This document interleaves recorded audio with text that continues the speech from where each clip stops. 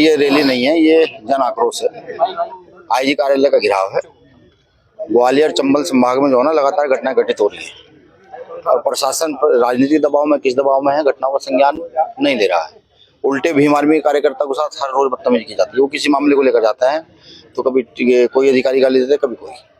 तो ये बताने के लिए हम जा रहे हैं। देखिए ये जो प्रशासन है, सरकार है, ये जनता की सेवा के लिए है, नेताओं की चाटुकारिता करने के लिए नहीं है। पूछने जा रहे हैं भाई आप कार्रवाई क्यों नहीं करना चाहते? अगर नेता का दबाव पर है तो कर रहे हैं, आप वर्दी खाकी उतार कर खादी पहने वहां जाकर के राजनीति करें।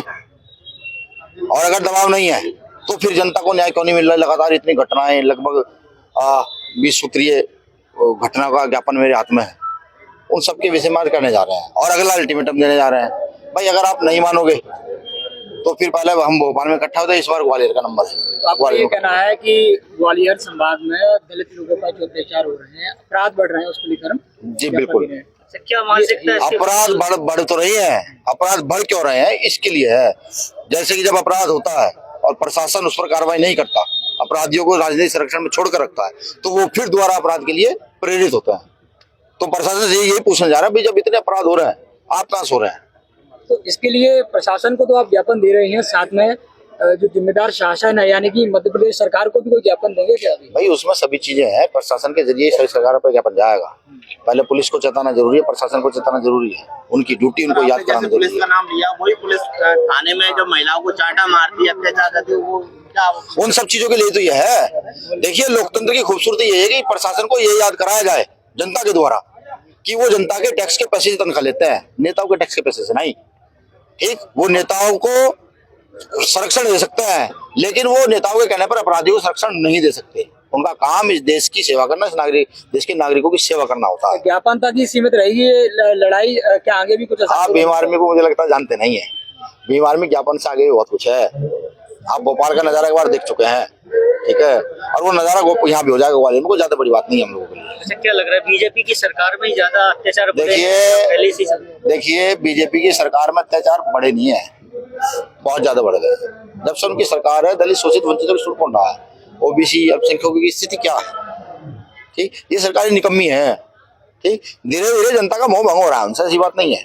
धीरे धीरे समझ आ रहा है कि रोजगार नहीं है, शोषण इतना ज्यादा है।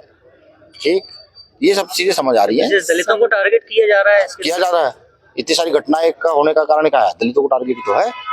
अब ये घटना मेरे सामने आई है कि ये एक भिंड की, अभी बता रहे थे मुझे, हाँ भिंड की, इनके बच्चे को पीटा गया। शराब तस्कर है वो, शराब तस्करों ने पीटा। पहले उसको ग्वालियर लेकर गए, फिर उसको वहां लेकर गए भोपाल। अब वो बच्चा एक्सपायर हो गया है। अब तक ये बता रहे उसकी गिरफ्तारी कोई नहीं हुई है। 1 महीना हो गया, एक गिरफ्तारी भी अब तक नहीं हुई है। बताइए, एक बच्चा जिसको पीट कर मार दिया गया, पुलिस को जानकारी है, वो गिरफ्तारी नहीं कर रही है, तो सरकार का संरक्षण नहीं तो क्या है? पुलिस को लोकेशन दे रहा है फिर भी नहीं पकड़ रही है। सोचिए कितने मामले आपके पास आज ऐसे हैं? लगभग 19-20 मामले हैं। 19-20? हाँ, पूरे मध्य प्रदेश से मामले इकट्ठे किए जा रहे हैं। हाँ, आगे कितनी लड़ाई आगे जारी रहेगी, आप देखते रहिए, आपको निमंत्रण भेजा जाएगा कि आइए आप भी साथ चलिए। मध्य प्रदेश में और भी मुद्दे उठाने लायक है, उन मुद्दों पर क्या ध्यान देंगे? क्या रोजगार, बेरोजगारी, इस पर क्या कहेंगे? बेरोजगारी का मुद्दा सिर्फ मध्य प्रदेश का थोड़ा ही है, पूरे देश का युवा जो है ना वो भीख मांगने का कगार पर है। आप जाइए तो सड़कों पर निकल करके आप सर्वे कीजिए, हर घर में बेरोजगार बैठा, graduate, post graduate, BEd, engineering, doctorate किए हुए बच्चे बैठे हैं। सरकार का ध्यान रोजगार पर है कहाँ? वो तो शोषण करने पर और धार्मिक उन्माद फैलाने पर है। सरकार का जो काम है, सरकार अपने काम को करे। अगर जनता ने उसको चुनकर भेजा तो उनकी जिम्मेदारी बनती है कि लोगों की समस्याओं का समाधान करना। जनता से क्या कहना? मैं सिर्फ एक बात कहना चाहूंगा, देखिए जब शोषण बड़े पैमाने पर बढ़ जाए, जब हक अधिकार छीने जा रहे हो, तब घरों से बाहर निकलना जरूरी है।